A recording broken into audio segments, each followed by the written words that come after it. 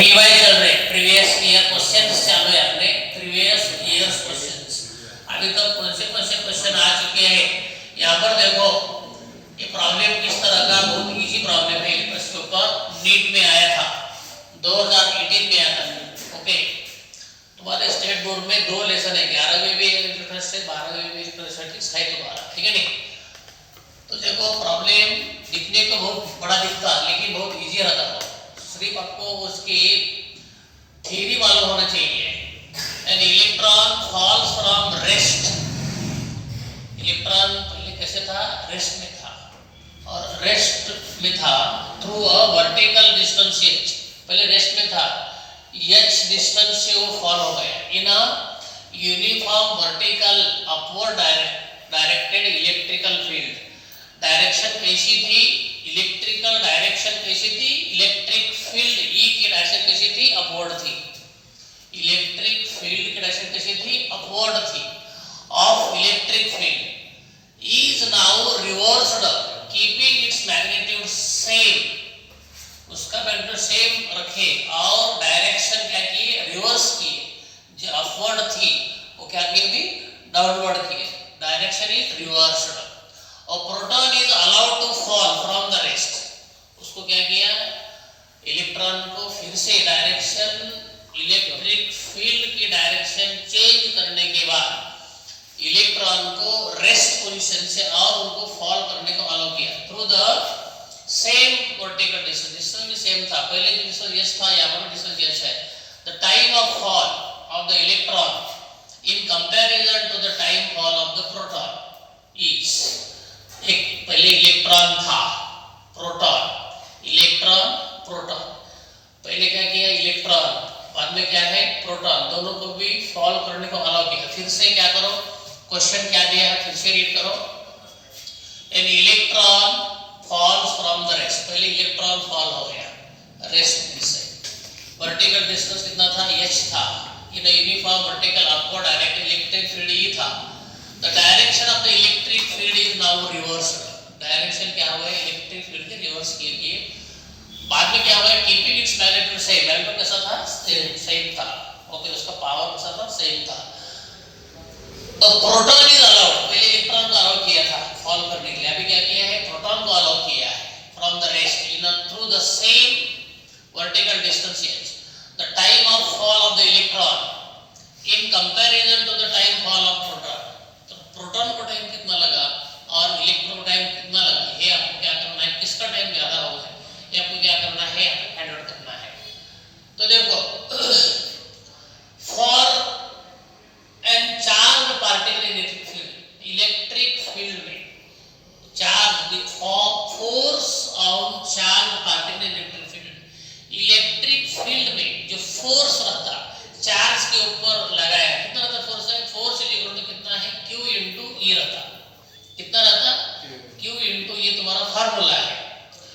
अच्छा ठीक है, ये तुम्हारा फोर्स का फार्मूला है। तो एक्सेलरेशन एक्सप्लेन बाय एक्सेलरेशन कितना, एक्सेलरेशन फार्मूला क्या है, एक्सेलरेशन इज इक्वल टू क्या है, QE बाय m है। क्या है, एक्सेलरेशन कितना है, QE। आपको पता है force is equal to ma रहता। फोर्स क्या रहता, ma रहता। आपको पता है फोर्स इज इक्वल टू कितना है, फार्मूला ma है, और फोर्स का फार्मूला कितना है, QE है। इसीलिए ma आ गया, इधर का QE क्या करो, QE बाय m आ गया। ये तुम्हारा क्या होगा, एक्सेलरेशन होगा।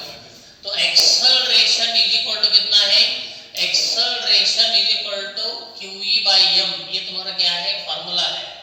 ये क्या है तुम्हारा formula, f is equal to कितना फार्मूला है, ma है। तो f का फार्मूला कितना है, QE है, चार्ज इनटू E है। तो इधर वाले इधर आ गए, इसीलिए तुम्हारा एक्सेलरेशन का फार्मूला क्या बन गया, QE बाय m बन गया। तो ये एक्सेलरेशन का फार्मूला है।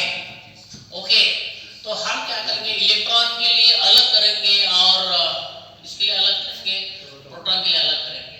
फॉर इलेक्ट्रॉन के लिए क्या है, ये देखो, ये acceleration for the electron QE by m हा फार्मूला बन गया। देखो प्रोटॉन के लिए क्या है, AP यानी प्रोटॉन के लिए QE बाय MP है। आपको पता है सब बच्चों को, क्या पता है कौन सा किनका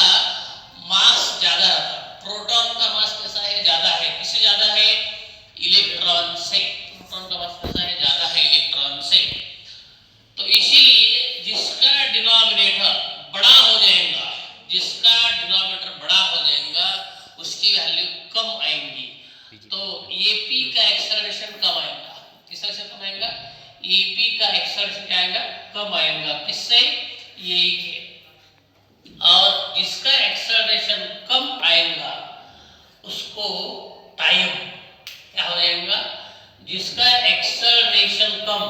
एक्सेलरेशन ज्यादा है उसको टाइम कम लगेगा।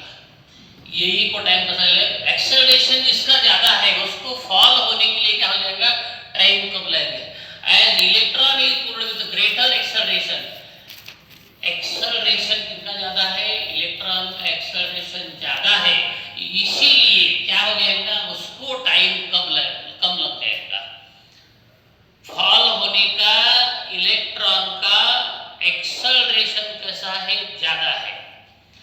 इलेक्ट्रॉन का एक्सेलरेशन मतलब क्या है, गति, स्पीड, एक्सेलरेशन। जिस एक्सेलरेशन से वो नीचे आ रहा, कौन, इलेक्ट्रॉन नीचे आ रहा, तो उसको टाइम कम लगे। इसीलिए आपका करेक्ट आंसर कौन सा है, इलेक्ट्रॉन को फॉल होने को कम टाइम लग जाएगा, इसीलिए तुम्हारा आंसर, करेक्ट आंसर क्या है, ये आंसर है। तो ये अंडरस्टैंड होने के लिए आपको ये फार्मूले मालूम होना चाहिए। पहले फोर्स का फार्मूला मालूम होना चाहिए, बाद में फोर्स से हम क्या करो, एक्सेलरेशन का फार्मूला फटाफट करो।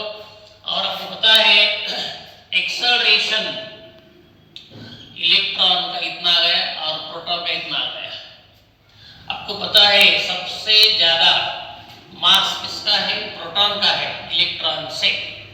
इसीलिए जिसका मास ज्यादा होता उसका एक्सेलरेशन, देखो डिनोमिनेटर पे क्या है आपको पता है, ये ऊपर क्या है, जो भी है, ये जिसका डिनोमिनेटर बड़ा है इसकी वैल्यू कम आएंगी, इसीलिए एक्सेलरेशन किसका कम आ जाएगा, प्रोटॉन कम आएगा। किसका एक्सेलरेशन ज्यादा हो जाएगा, इलेक्ट्रॉन का ज्यादा हो जाएगा। इसीलिए जिसका एक्सेलरेशन ज्यादा है उसको फॉलो होने के लिए टाइम कम लगता, इसीलिए सबसे पहले कौन आ जाएगा, इलेक्ट्रॉन आ जाएगा।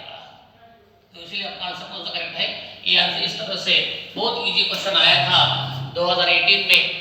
जो बच्चे उस टाइम में नीट की एग्जाम दे रहे उसको क्या है, उसको जिसका बेस अच्छा था तो उनके करेक्ट आंसर आ चुके हैं, जिसका आंसर बेस अच्छा नहीं था उन लोगों को गलत आंसर आ चुका है। ओके, इस तरह से क्या करना है, आपका बेस करेक्ट करना है। ओके, चलो ये तुम्हारा फर्स्ट प्रॉब्लम सॉल्व हो गया आज की वीडियो का। ओके, नेक्स्ट प्रॉब्लम ले लेंगे, चलो इसको ले लेते हैं।